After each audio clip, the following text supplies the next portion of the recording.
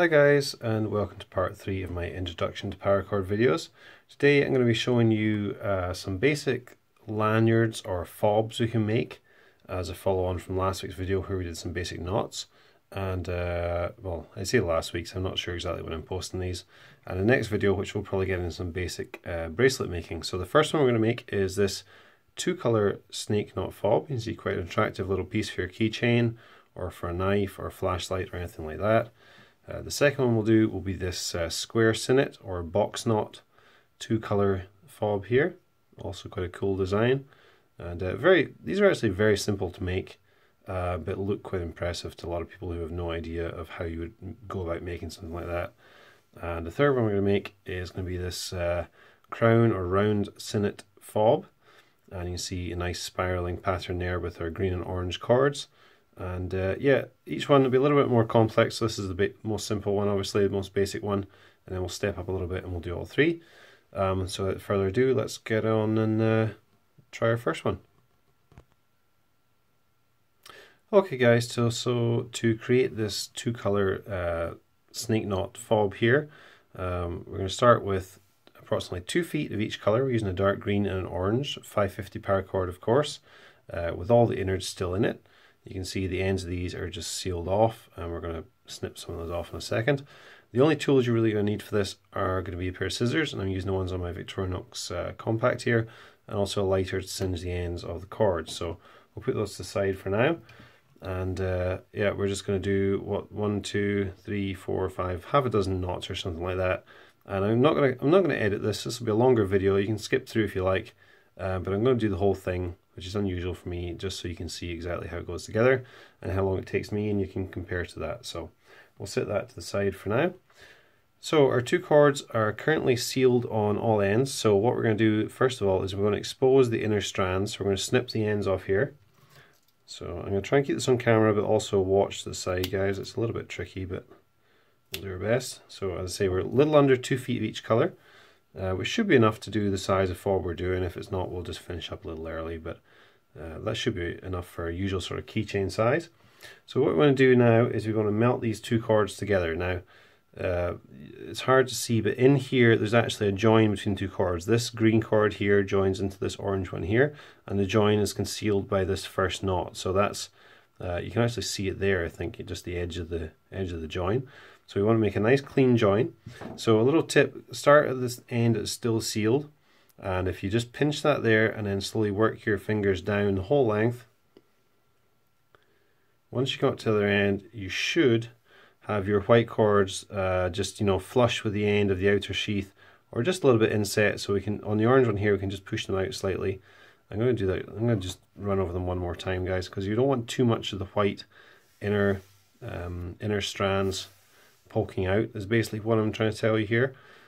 So now you can see the inner strands are a little bit recessed there. I'm just going to slowly pull back on each of these until they're about there. Okay, that's sort of where you want them to be for optimal kind of joining. So what we're going to do is we're going to use the lighter just to melt both ends, get them both kind of bubbling up, and then just basically jam them together so they melt into each other and join up. I'm going to lick my fingers and just kind of shape them and smooth them out a little bit so we can create as good a join as possible. It's not going to be a super structural join, but it'll be enough to keep things together for purposes of what we're making here, basically. So let's go ahead and do that. I'm going to melt the ends of both. I hope this is in focus, guys. I'm looking completely off camera here. Oops. I hope this lighter doesn't run out of gas just right when I'm doing this. It looks like it might try to. So it's a little tricky getting them both melted at the same time, but that should be melted enough. I can basically push them together, and actually it's cooled down enough that I don't really need to lick my fingers. I can just push them together. Not the cleanest join I've ever made, but it will do for purposes of this video. And you can just roll them between your fingers, because obviously you're trying to make the join basically the same diameter as the cords if possible. So not a particularly clean join, but it's strong enough for what we're doing here. And you can always go over it a little bit afterwards with a lighter and just very carefully melt the outer sheaths and get everything looking nice and neat together. We're going to get on and start tying the knot. So you can see on this example here we have the orange cord as our main loop cord, forming the actual loop that would go on your keychain or your knife or whatever. So we're going to start with our orange cord up here like this. We're just going to make a loop in the two. and pull our two working ends down like so. So we have our knot down here on the right hand side, and our orange, you know, you can see what I'm doing here, okay? So we're going to take this left hand piece, the orange cord, over the top of the right and round behind. We did cover snake knots in the last video, but in case you didn't see that, we'll just go over it again. So you're going to bring that round behind, so you basically create a loop down here on the right hand side. We're then going to take our green cord up behind this left hand piece. We're going to bring it over the top and down through this hole here, okay? Oops, get a little bit tangled up here. So I'm going to go down through that hole there, and I'll go over this multiple times because we're doing quite a few knots here. So then I'm going to loosely hold this top loop, loosely hold our two working ends, and just gradually pull everything together. Now bearing in mind that this join in the two cords we want to try and conceal with the first knot. So you want your first knot to cinch down right on top of where that join is. And that's going to help to hold the join in place and stop anything pulling out. And obviously you don't want to be too savage in pulling it too tight, because you have just melted the cords together. They're not obviously ever going to be as strong as a piece of paracord that's never been cut apart. So you know, just get your first knot in place, just cinch it down with your fingers, pull it reasonably snug, and we should now have something that looks approximately like that, and it does. Fairly similar length on our loops as well, so I think we're good to continue. We're going to keep our orange cord on the left always, over the top of the green cord and round behind. Green cord underneath the orange, over the top and down through that hole there. Okay, again, even on the second knot, you don't want to be too crazy about really, you know, hauling on it and pulling it too tight, just in case you cause anything to give way. And the important thing I mentioned before, the important thing with getting these things to look good is always to keep consistent tension. Every knot you need to be trying to be consistent with how tight you pull it, you know, so you can see everything looks equally tight. They're about the same size. Because if I pulled this one really super tight and the top one wasn't, it's going to look weird, because you know they're not going to match up. They're not going to look symmetrical. And I think that's, you know, that's about right. You see? Looks a little fatter on the back there just because we have a join inside that one, but approximately right. So we're just going to go ahead and do that again. Orange over green and round behind, green under orange and over the top. Okay, we're just going to keep doing this for a few turns, and obviously you just keep doing this until you have something that is the desired length for whatever purpose you're using it for. I think usually for like a keychain or a fob or something like that, usually 5 or 6 knots is plenty. If they're too long, they kind of look a little bit weird. You know, not trying to do any innuendo here, guys, but I mean, honestly, if you do a knot like this and it's like, you know, half a foot long, it's just going to look weird. So you don't want to be too long, just enough to give you something to use to pull your knife out your pocket, or pull your keys out your bag, or hang on to while you use your house keys, or whatever it is. We're just going to keep doing. So orange over green every time, guys. Orange behind green, green behind orange, over the top and down. And I'm being a little sloppy here, but obviously the less kind of slack you have in each of these knots, the quicker it'll be to cinch them down. But I mean, part of the fun of paracord is tying the knots. You don't have to rush it. Just take your time and enjoy actually doing it.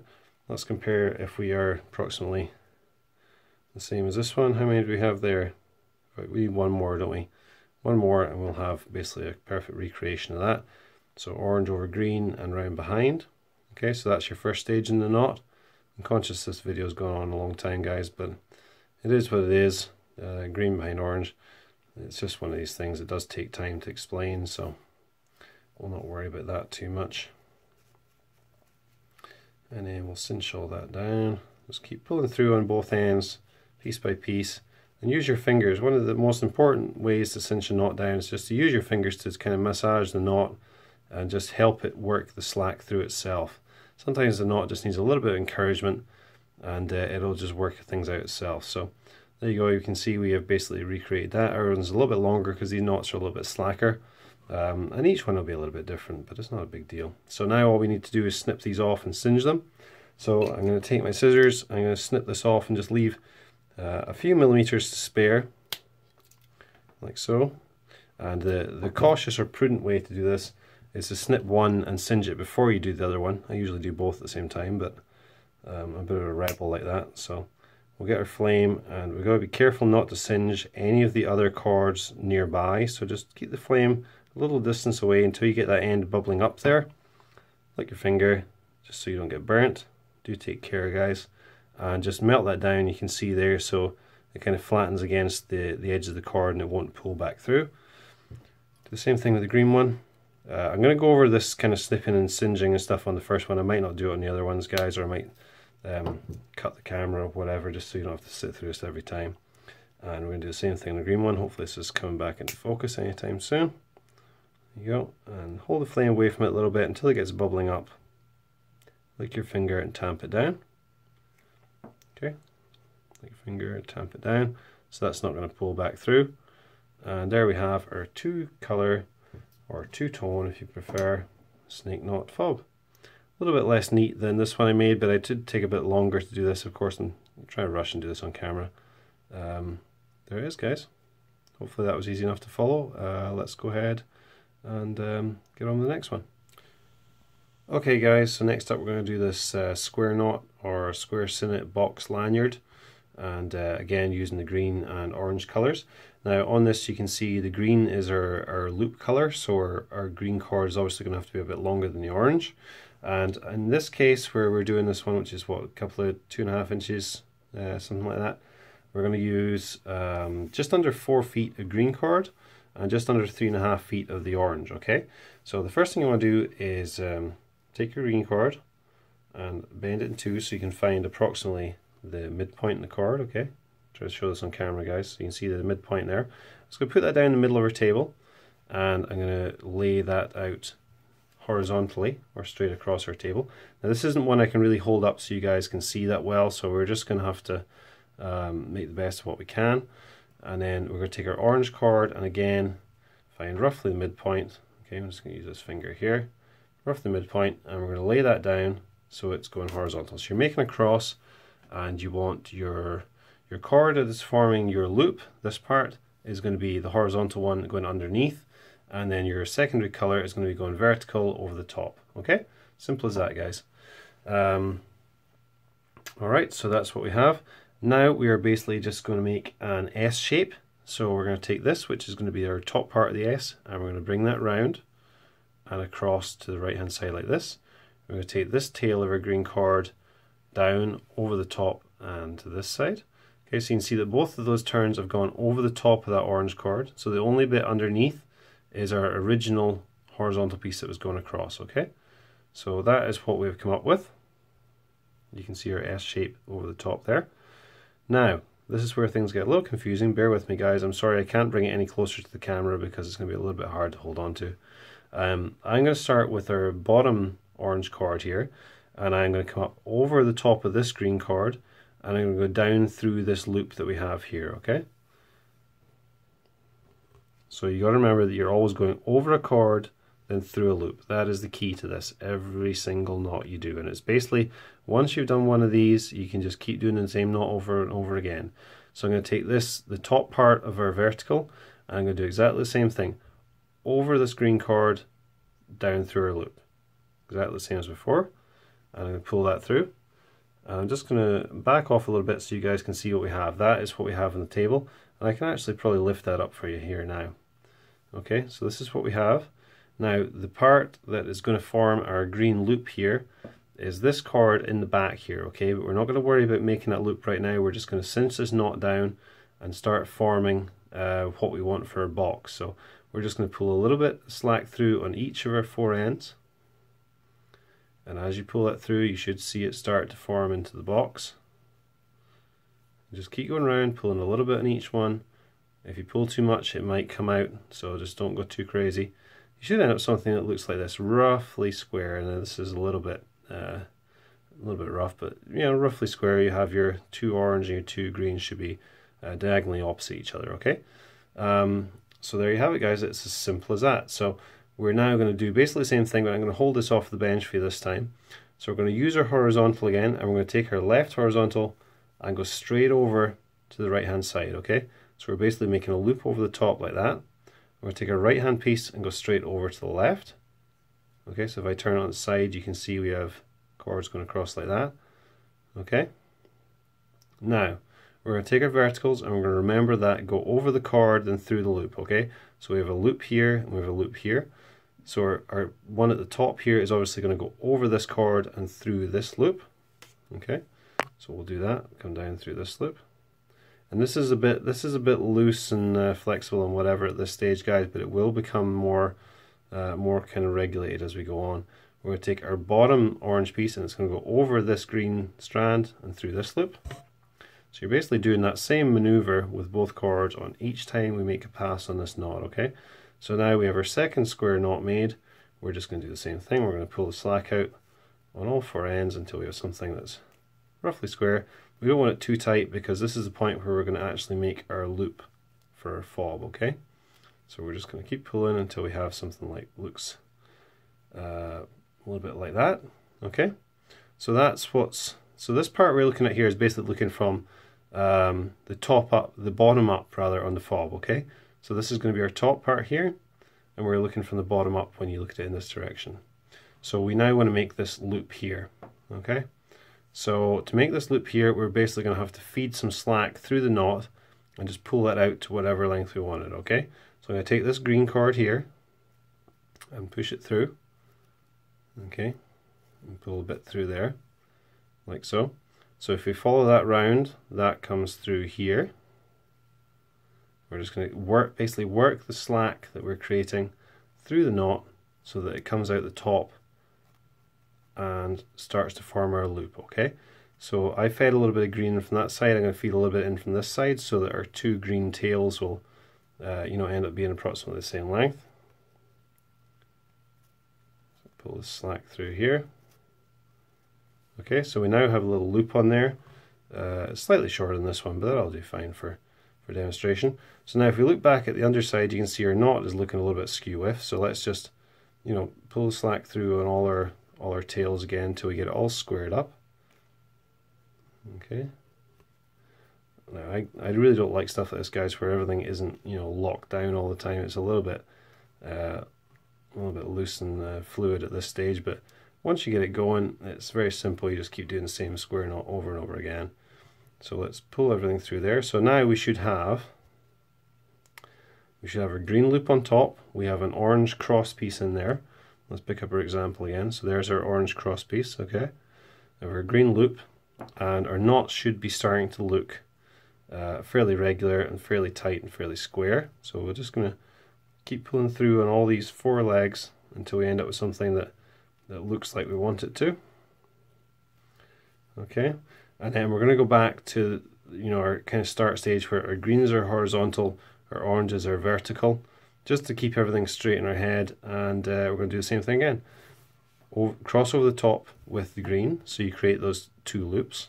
Okay, now that will actually tell you which way to go with your orange. This orange will be going over the strand and through the loop. It doesn't matter which order you do this in. And then this orange will be going over this strand and through that loop. Okay. And every time you do that, you'll end up with something that looks like this. And every time you do that, you will just pull out the slack on each of these four tails until you end up with your square. Now I did say at the beginning of this video, or I think when we were doing the two color snake knot, that I was going to do all these unedited, but I am conscious we are getting to a severe amount of time here probably on this video. So what I'll probably do is I will cut out for a little bit and do a few more, and we'll come back and we'll finish up once we're down somewhere sort of here. We'll do the last couple and then I'll show you finishing it off at the end. Okay, but you can probably see now, once we do another pass, we'll be back in this situation. This is what we're creating. And you can see there we're already starting to get the first part of that made. So I'm going to pause this and I'll come back just shortly.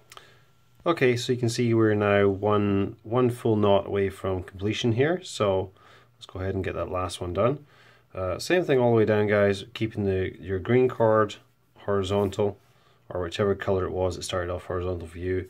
Every time you just take the two greens over the top and you're making your single cord in your loop. And on this side, you're making your single cord in your loop.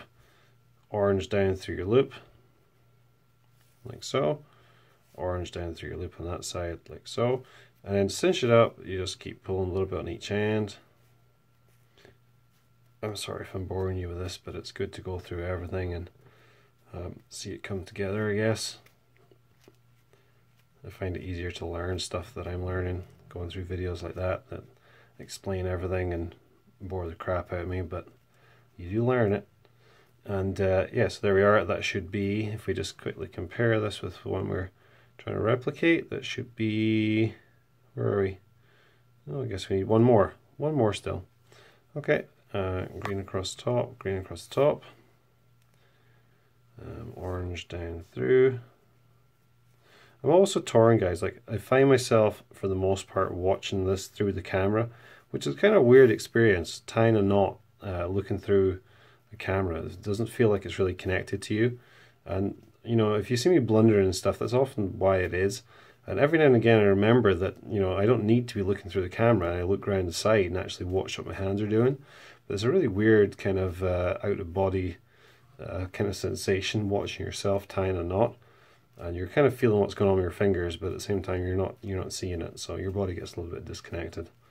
But anyway, we seem to make it work. So the last one, you particularly want to make it nice and tight and cinched down. But of course, as I mentioned with the previous fob that we made, you want to try and keep even tension where you can on each knot so that everything looks nice and even. And before you snip everything off, just check it looks okay. That looks pretty nice and even, nice and square.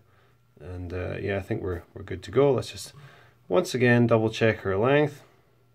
There we are, that's exactly the same now. You can see there's the orange that was snipped off, and there's one we're about to do. Turn it this way. There's the green that was snipped off, and there's the one we're about to do. So everything looks like it's exactly the same. We can put that to the side safely. So now we just have these four ends to snip off and singe. And this will take a little minute. You guys know what we're doing. I might do just one and then show you once it's completed.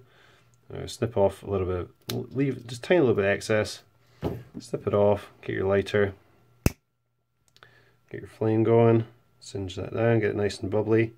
Left maybe a little bit too much excess here, but we'll just get it bubbling up really nice. Wet the finger, tamp it down, and you've made a nice little sealed end there. It's not going to fray, and it's enough that it won't pull through that green loop and start unraveling. So I'm going to pause while I do the other ones, and then I'll show you the finished result. Okay, so here we are, guys. This is the one I just made, and we'll compare this with this guy here. Oops, turn around, and that should look the same as that roughly. You've basically created the same thing. That is our square sinnet or square knot fob. You can see the loop on this one, the new one I made, is slightly shorter than the old one, but that's just personal preference and what sort of application you want it for. Make it to whatever suits you. Obviously, if you make it something like this long, this is, although, you know, it's a square, fairly solid box you've made, it's actually flexible enough that you can, with a little bit of work, you know, put it through itself and loop it onto something, especially if you leave the cords even a little bit longer than that. But just make sure you leave yourself enough slack there. And as I say, sometimes they look better if you leave them a little bit shorter. Probably I wouldn't go any longer than this, or it looks a bit weird in your keychain, but again, it's entirely up to you guys. So that's the second one. Let's go ahead and get on to the third one. Okay guys, last one we're going to do is this round sinnet fob, or crown sinnet. And this is basically a variation on the square box lanyard that we just did. Just with a very slight variation, so I'm not going to spend too long once we get started. We'll do a first couple of knots, and again I'll skip to near the end and show you guys the finished product. Not any more complex to do than the last one, although it is a very unique look, and it looks pretty cool, I think, depending on the colour combinations you do. So without further ado, let's get started. I have about 2.5 feet of orange and about 3 feet of green paracord, again 550 cord. So let's find our middle point in our green cord. Oops, being a little bit fiddly. And we're going to hold the middle point there and just spread it out, and you know, just keep roughly track of where that is. It's not a huge deal, but if you can get it approximately midpoint on midpoint, that's great. We'll do the orange vertical cord over the top again. Okay, so that's roughly our cross, and we have very approximately the middle of both cords crossing over. Now, as with the last one, our green, or OD green, forms our loop, so that's why we have it as a horizontal cord and behind the orange. You know, if you think about it, the good way to remember is if you push that loop down there, you can see this cross here, we have the green behind, you know, if you look at it from this direction, you have the green behind this orange strand here in the middle. That's basically that cross you have right there. So there's your green behind and your orange cross going this way, and then it comes, you know, you can see what I mean. That's just another way of thinking about it if it makes it easier for you. So we'll put that to the side. I'm going to go ahead and put my finger on the middle just to hold that in place. And we're going to do the S shape again with our green cord, and then I'll lift it up off the table for you guys in a second. So we're basically starting this exactly like the last one. There's just going to be a slight variation. Now remember we take our vertical cord and we go over the strand and down through the hole. So this one is obviously going to come over this side and down through this hole here. Okay, so that's the first part, and we just cinch it up a little bit as you go, just keep things from looking too crazy and being too loose. Take this one over this green strand and down through that hole on this side. So you've gone down and up. Now we can actually lift this off the table, and with a little bit of careful pulling together, we should start to get ourselves a square knot. So we're starting exactly the same as with the last time. Okay, now we don't want to go too tight again, because remember, here's our green that forms our loop, so we're going to want to pull through some slack and make that loop in a second. Now, so this time, remember we're always going with our green first. That's the first move we make. Now in the square knot tutorial, we would always take the green and go straight across over the top. Take this green, go straight across over the top. We're not going to do that this time. This is the difference. We are going to take this green and we're going to go diagonally up that way, okay? So when you come across the top, you're actually going to go over that green strand, okay? And then this one's going to come down below where this green one's coming out on this side, if you see what I mean. So you're coming at a diagonal. This will be a little bit hard to see at first, guys, until we get going here. So you're going to go at a diagonal as opposed to you know, the way you would have gone before. So now we're going to take this orange one. We're going to go the same principle. So you're coming over this strand down through this hole. Oops, makes off a little bit of slack there. And try and remember not to always look through the camera, because that makes things a little bit difficult. Okay. So we're going diagonally there. We're going to take this one over this lower strand and down through that hole there. And now we're going to cinch this knot up fairly snug, and then we will go ahead and pull our slack out for our loop. Okay, so we have everything in place there. So now we want to get some slack for this green loop for our key fob or whatever you want to make it into. So we'll just look around. So we're going to feed some slack in, obviously, from our green here. So I'm going to push through there, pull a little bit out here, and then follow that through. That should be coming up the back here.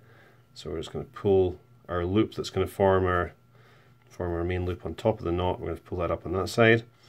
Okay, make sure everything's staying in place at the bottom. You don't want things getting too skew-iff, or it's going to be hard to sort out later. So there, we've made ourselves a bit of a loop. I think that will do for now. I'm just going to go ahead and tighten down these strands on the bottom again. I'm conscious I'm going a little bit quicker this time, guys, but we've already done basically the same thing on the last little tutorial. So I don't want to bore you guys with the same stuff over and over. So we're going to cinch that down pretty good now. Okay, then we're going to go ahead and do one more knot, which will really kind of tie everything together. By the time you get to the third knot, everything is kind of where it should be, and you don't have any loose cords kind of hanging around making things difficult for you. So as before, we're not just going to go straight across. We're going to take this cord and we're going to go up and over where this green cord is coming out here, and this one's going to come across and down below where that one's coming out on this side, okay? Now when it comes to doing the oranges, you're still looking for your orange, whichever one you start with, to come over a strand and through a hole. So this one's going to come over that first strand, down through, oops, if I can keep a hold of it, and down through this hole here. Okay, and then our bottom one here is going to come over this strand and down through that hole.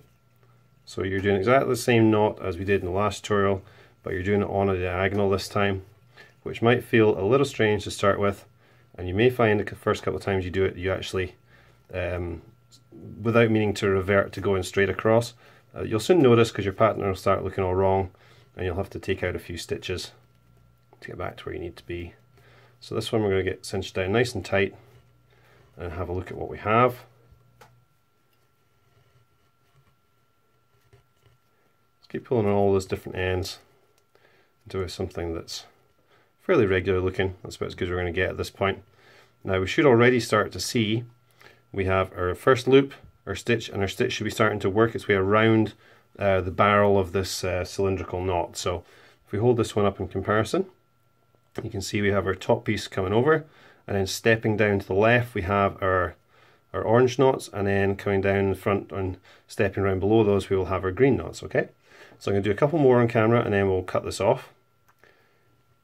Well, I mean cut off the film rather, not cut off the knot, because obviously when we finish we'll cut off the film and I will finish out the knot and then I'll show you ending it off obviously.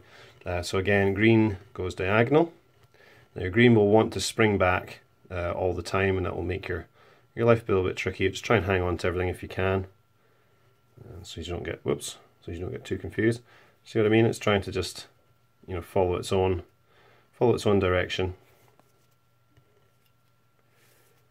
Okay, so each knot as you do it will probably look like a total mess like that, but just keep your head, try and remember what you're doing next, and as long as you're fairly diligent about cinching everything down, doing things in order, just little pulls on each one, don't go crazy and just try and pull all the slack out of any one cord at any one time, otherwise you'll probably end up with a big mess. So just small movements, it usually works best for it. That kind of goes for any kind of paracord really. You know, often the temptation is just to tighten everything up as fast as possible because you're eager to see what you just created and what it looks like, and often as not that will result in you having created nothing other than a big mess. So do try and take your time with the tightening up stages, because those are, you know, as important as the tying. Otherwise it's going to look like crap. So anyway guys, just rambling on here while I go through this slightly tedious part.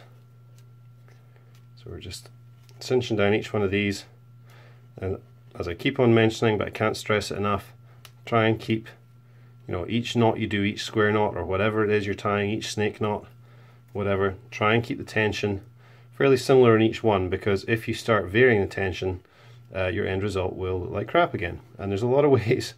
Paracord is relatively simple, but if you don't follow kind of you know, follow any kind of game plan, or you're not really thinking about what you're doing, it can be easy to make something that looks a bit subpar at the end. So just try and always being conscious of how tight you're pulling your knots, and try and not make any knot particularly tighter than any other one in the sequence. So okay, I'm going to pause after I've tightened this one, see what we have.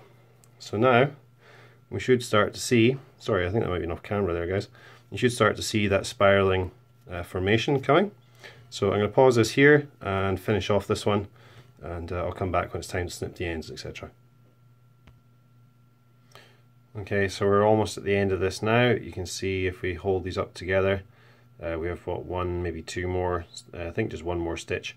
And worth noting guys, the lengths of cord, I mean this is going to be a little over 2 inches when it's finished. The lengths of cord I gave you, I think I said 3 foot of green, slightly over 2.5 of orange. It will leave you about this much excess, and to me that's about perfect because it gives you plenty to get a hand hold of for tightening the cords. It's only a little bit of wastage. I mean, you can probably even use this for something else if you wanted. I don't really think that's a big deal to waste that much, if you will. So that's usually what my sizes will allow you in terms of extras, just so you know. Let me just put one more stitch in here and we'll see where we're at. Get this one finished off. Sorry for the length of this video guys. Not sure what we're going to end up at, but it's going to be fairly mammoth. Hopefully you've enjoyed. And you can always skip through these, that's the idea. If it's stuff that you know or you're not interested in, skip through or skip to the next video. As I say, there will be more coming in the series. Probably look at bracelet making next, I think, and then maybe some even more complex knots and stuff like that after that. So let's just double check again where we are for size. Try and compare these the same way. We have, is that right? Yeah, I guess that's, yep, same size. So let's go ahead and just make sure everything is fully tight before we snip it off. And as I said before, I would normally, you know, the best practice is kind of just to snip one at a time, so that if it does feel like it's slackened off at all, you can then still tension the other three once you've sealed any one end. I'm just going to snip this one off for now. Let's give yourself, if you can see there, just a little bit of, see if it'll focus. Give yourself just a little bit of excess to use to melt off. And then I'm going to pause the camera while I do the other ones. Get this bubbling up. Okay, so wet my finger. Tamp it down. You should be able to see that it has sealed off that end, and that's not going to be able to pull through the knot. Okay, same as on the bottom of our square box lanyard we did. So pause the camera and I'll do the other three.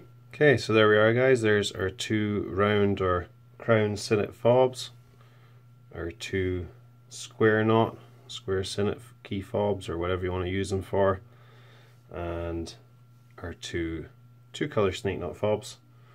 Hope that was enjoyable for you guys. It was quite fun for me to make, and as I say, we'll be back with more videos soon. Next we're going to look at bracelet making, I think, and after that we'll get into some more serious knots and sinnets and all sorts of cool stuff. So as always, thank you for watching and sticking through such a long video. I do appreciate it. If you have any feedback or any questions, you get stuck or whatever, please do let me know in the comments. I'm always happy to help, and I'll be back with more knife paracord videos soon. Have a great day, guys, and again, thanks for watching. Cheers.